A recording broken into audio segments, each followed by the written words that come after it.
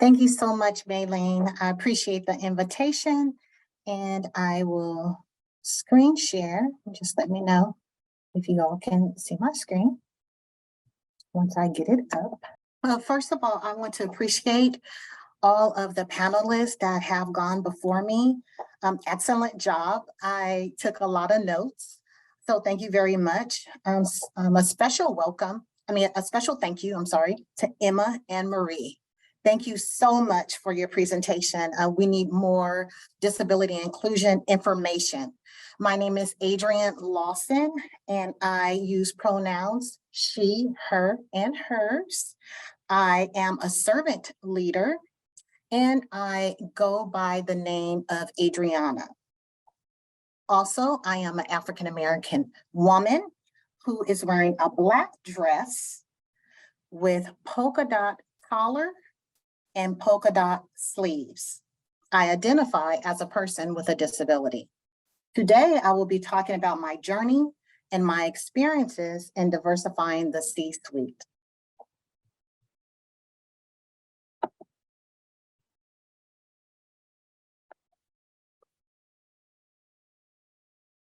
First, I would like to go over some learning objectives. And since I have 30 years in academia, I am taking the liberty to have non-traditional learning objectives. First of all, appreciate your journey. Value the space that you're in that's making a difference. Also respect and engage the leaders that are entrusting you to do this work. Teach, coach, mentor, and sponsor those that you come in contact with so they are able to do the work as well. Also stay the course. As our other panelists said, do not give up.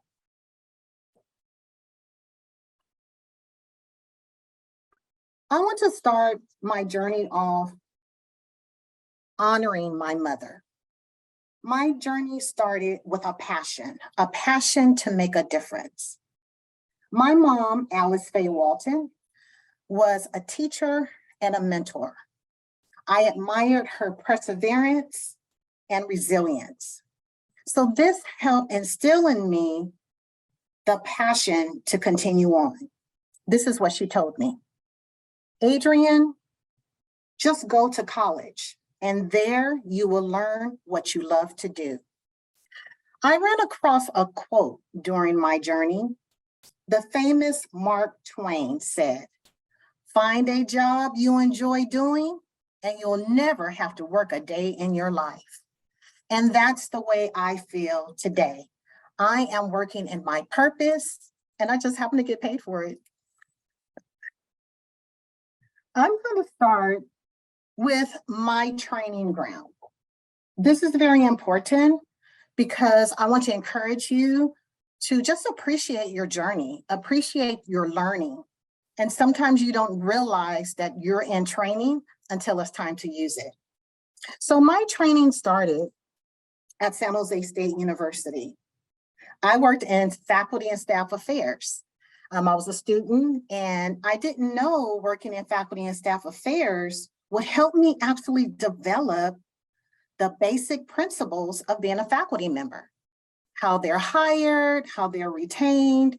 I learned all those basic principles, but I thought I just had a job. I was a student assistant, and I was just going to school to get my BA degree. But all of that meant something. So everything that you're doing in your profession is meaningful work. You will use it one day. And then I went on to work at San Jose, at Sacramento State University as a staff member. I had the opportunity to work alongside faculty in various capacities. I was a part-time faculty member. During my years as a faculty member, I became involved with the California Faculty Association. And this is a union for the faculty. Then I began going to faculty conferences. And the one thing that stuck in my head was the conversations around diversity. This really sparked an interest, and my passion began to develop and unfold. Many faculty of color at Sacramento State were my role models and my mentors. whether they knew it or not. I was asked by a faculty member to join the Faculty Equity Coalition. And that's when I was able to lay the foundation of my passion by collecting faculty data. That was my job to do. I also conducted a deeper dive into data by looking at all the California State Universities and University of California data. I evaluated 10 campuses, 7 health centers, and 4 laboratories, which led to my dissertation topic: African American female faculty at a CSU, recruitment and retention. After completing my dissertation, I realized that being a faculty member was not enough for me. I wanted to make changes at the top of the organization. I had this passion to recruit diverse faculty so they can move up in leadership and the diversity would flow throughout the organization. I actually have an example of that I will share with you later.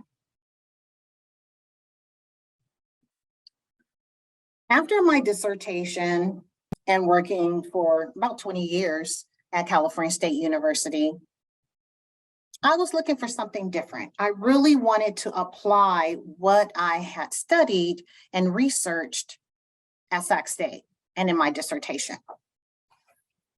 So I was blessed and honored to be offered a position at Oregon Health and Science University as the diversity manager for faculty recruitment and retention. So I actually was able to practice what I have been learning all of this time. I had the unique opportunity to travel all over the world. And guess what? I'd have to pay for it. Isn't that the best job? You could just travel all over the world and just do what you're passionate about doing. After serving in this role for 1 year, going all over the world, recruiting faculty, I began to create a database of faculty in different positions. At Oregon Health and Science University, if you're not aware, it is academic medicine. So I was recruiting faculty who were MDs and research scientists.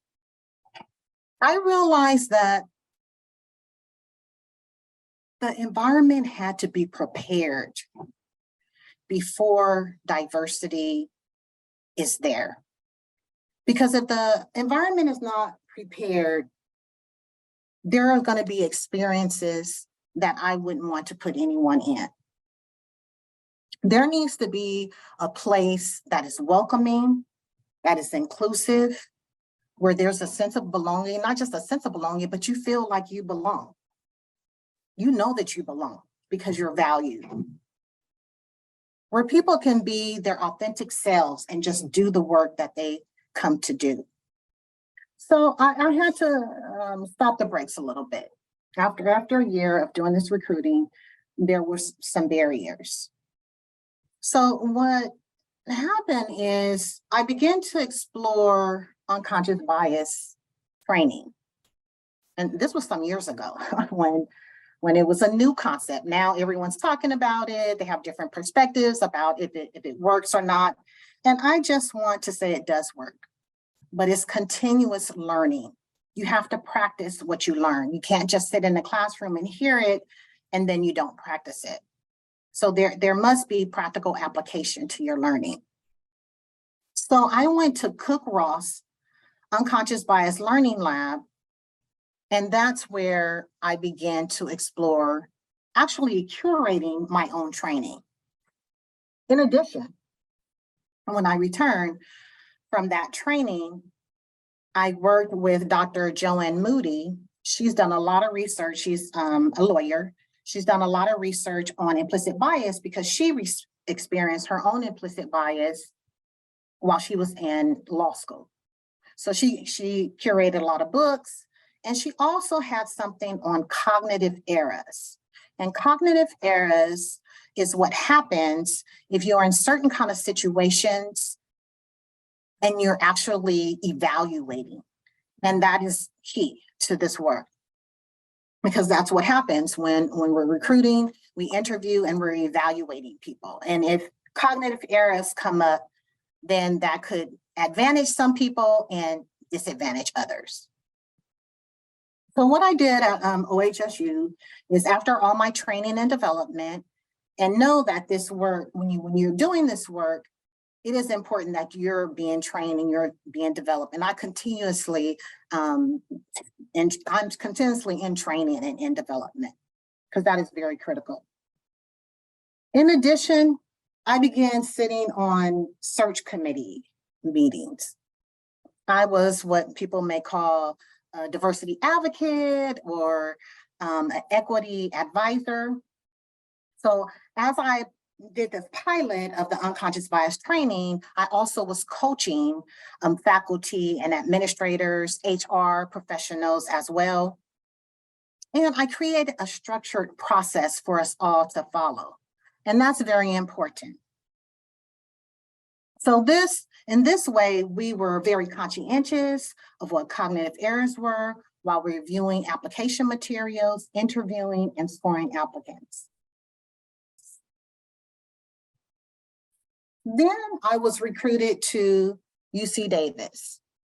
Here, I did pretty much the same type of work, created a structured interview process, began working with faculty affairs, because I know that faculty typically go into leadership positions and they're the ones that influence the diversity of the faculty and administration. One important factor that I want you all to realize, as I did most of the outreach, I consider myself an expert in outreach, is LinkedIn is very important. Actually, that's how I was recruited for 2 positions, is actually 3. It's through LinkedIn. People saw my profile, and I'm sure you all have gone to LinkedIn to look for applicants. Well, the one unique thing that I do is I join groups. And these groups may not necessarily be in my profession. They're in a variety of professions, even business, science, engineering, etc. And so what this does is this really expands my network. Now I'm going to go into some best practices that I've used over the years and that I currently use at Pride Industries. Just wanted to let you know our mission is to create employment opportunities for people with disabilities. So those folks who are looking, who has a disability, looking for a job, send them over to Pride Industries. So this year I had a unique opportunity to collaborate and even coach a search firm. That's something else unique that I was able to do, is actually partner with the search firm and began coaching that particular person who was working in our recruitment on those best practices. I would like to read a testimonial from the search firm. By working closely with Adrienne on one of her organization's executive searches and getting her input on how talent should be sourced and evaluated, I gained significant new insights on how to be truly inclusive of people of color as candidates.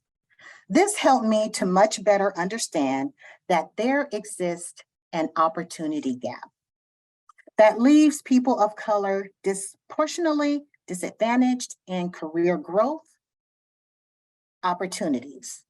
Although the growth potential of these candidates into roles of greater responsibility is as great or greater than any other candidate, regardless of background, I realized that the conventional search process needs to be refined to overcome this disparity by, 1, increasing the priority and selection criteria on potential for impact, while reducing the priority on past job title and position experience.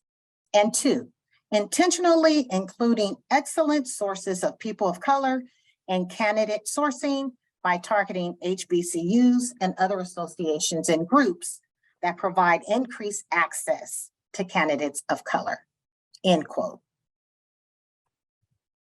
I met with this person from the search firm one-on-one on several occasions about what we wanted to have as a person in this C-suite position. So I will share 12 best practices that was used during this recruitment, which is something the organization has never done before. So get your cameras out to take a picture of the slides coming up. But first, let's go to the first poll question.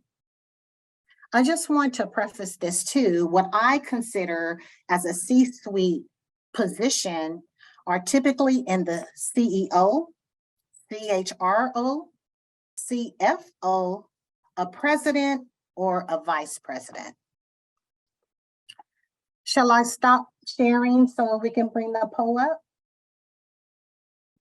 Sure, the poll is launched, so if you it's up already. Okay. Okay. I can't see it. The votes are coming in, so They're coming in. Okay. Thank you for your help.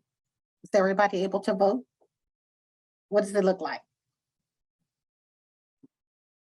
we've got for question 1, 9% are saying unknown, 9% saying no diversity, 13% for 1 person, 28% for 2 to 3 people, 22% for 4 to 5, and 19% for more than 5.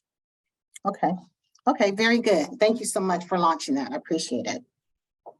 So it's important to, if you're doing this work, if you want to diversify your C-suite or just diversity and staff, it's important to know the numbers. And so you know where you're going. So those who have unknown, perhaps you're not doing this work, doing recruiting or a person of influence. But the numbers look pretty good, actually, depending on how big your leadership team is.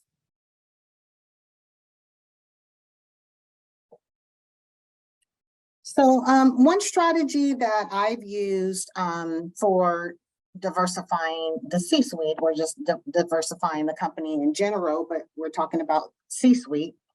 And this is the recent search that I help with.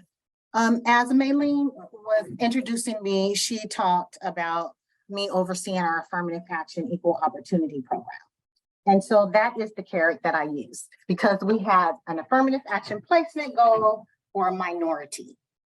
So the important thing here is to really have that person of influence that you can speak with, who's the CHRO or the CEO.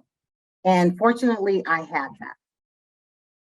So one slogan that I have, and I want you to let you know, because I know you're like, oh no, affirmative action. Affirmative action count heads, but diversity make heads count. In addition, many feel that it is the right thing to do, but don't have the strategies on how to get these diverse people to feel it's the right thing to do. How do you do that?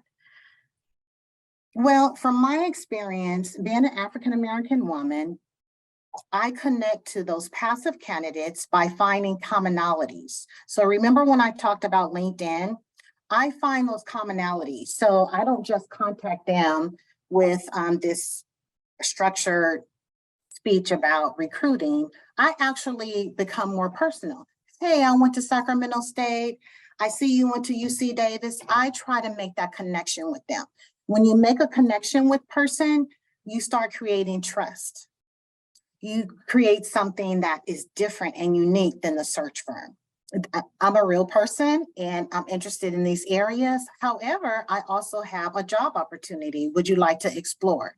So I do make that personal connection with the candidate. Also, when you're able to authentically engage with candidates in those real conversations about the organization, they feel more so that they can ask those questions that they can't ask the search firm. So when I worked at Oregon Health and Science University, as I mentioned, this is in Portland, Oregon, and I will go out to these conferences.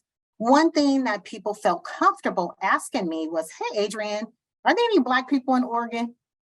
And so I was able to authentically say, yes, there is a Black community. Those are the type of questions that they wouldn't feel necessarily comfortable talking to a search firm or even with the interview panel.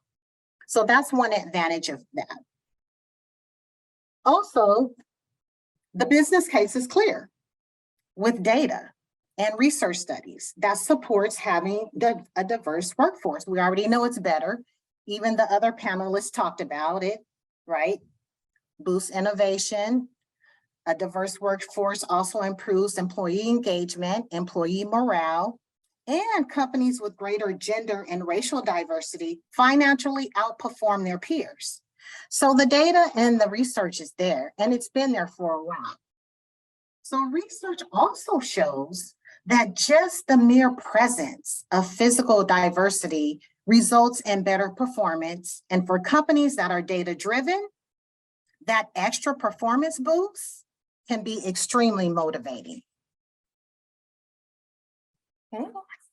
Now I'm going to go to other best practices that align with those non-traditional learning objectives. Be passionate, never give up, be willing to go through the process of your own learning and your lessons learned. Be collaborative.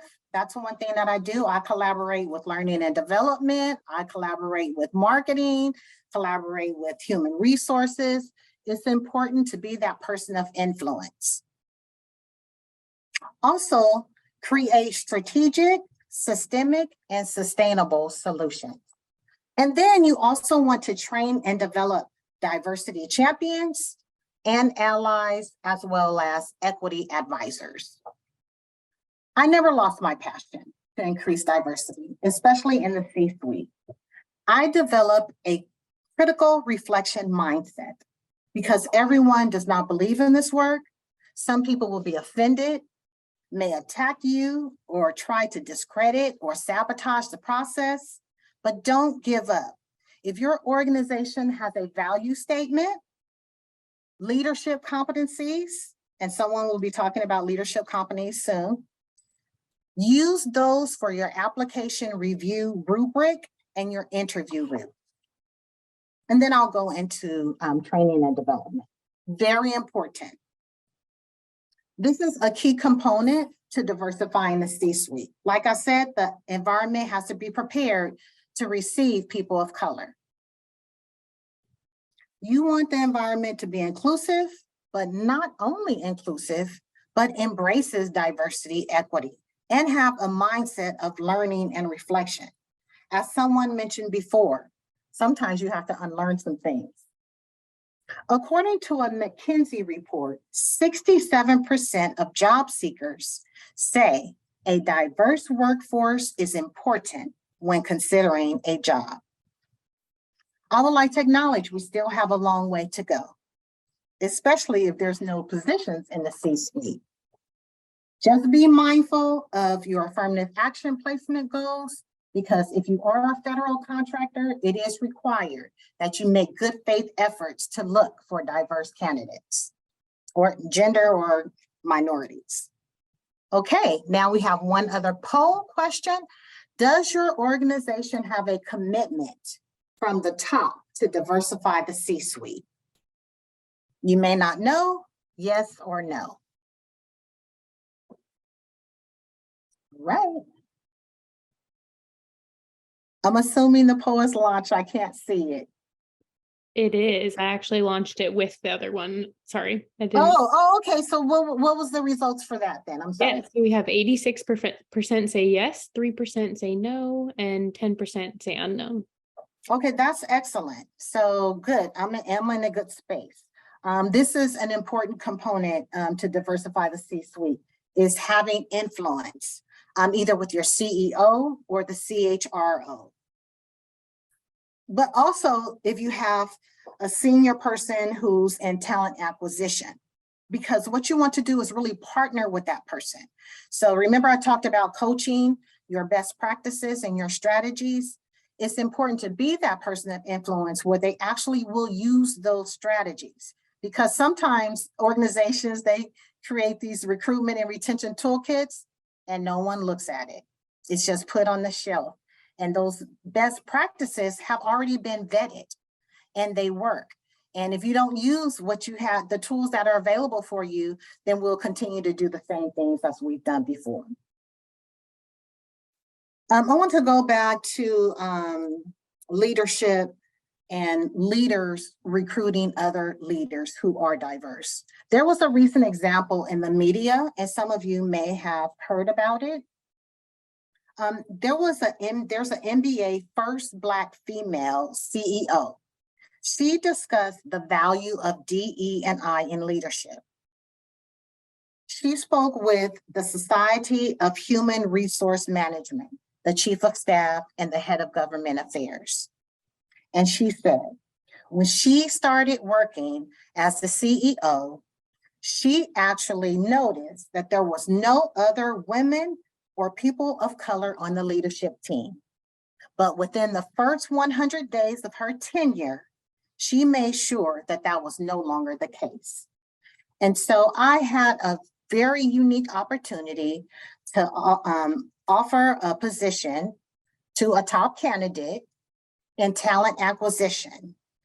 And that person had the commitment to diversify the C-suite. So if you can get that one person, it makes a difference with the whole organization.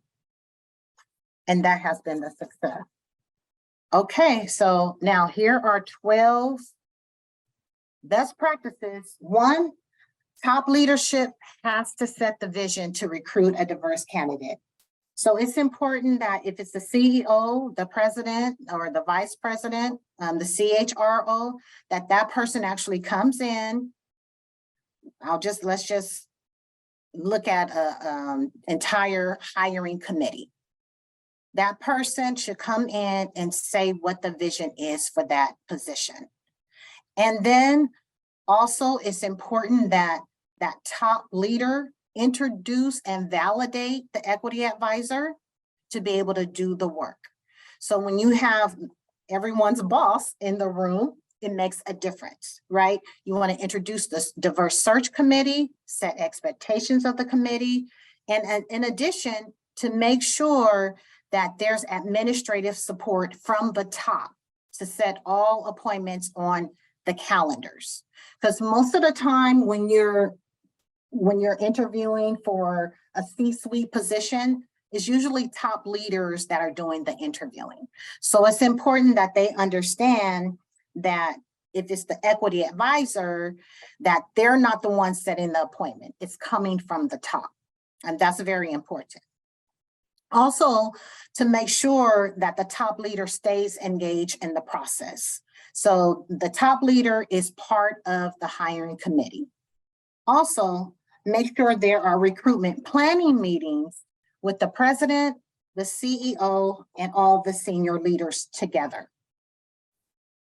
In addition, the hiring protocols, the interview questions should all be structured. So what I did in this particular process is we had different interview teams. So say for instance, usually for a high level position, you have 20 people, 10 people as part of the interview team, and the person is just interviewing with everyone. Well, we actually broke that up. So there was just little pods of interview teams in 3 or 4 pairs, and they all had specific interview questions.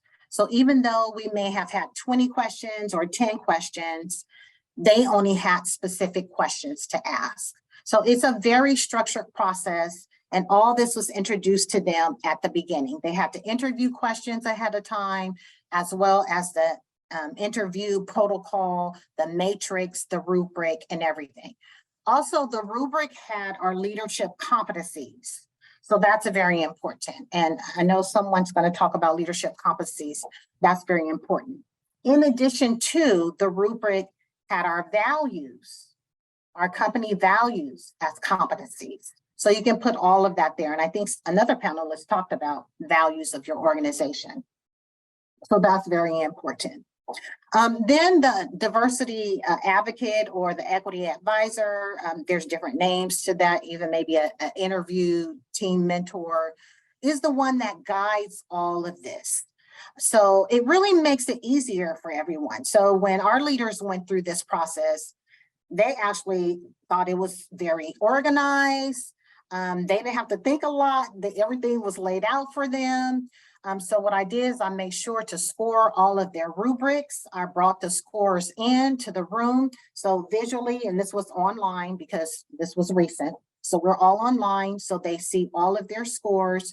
And then I actually went to each individual person and had them to talk about each candidate. And so we had a very structured process, very objective. People were aware too of the 15 cognitive errors, and I reminded people about unconscious bias. So that was there as well. And then we went on to discuss which candidates would you move forward and which candidates should we not move forward. And it was a great process.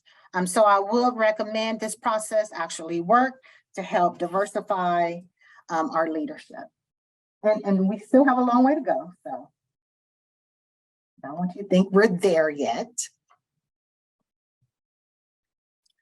I actually basically talked about the debrief.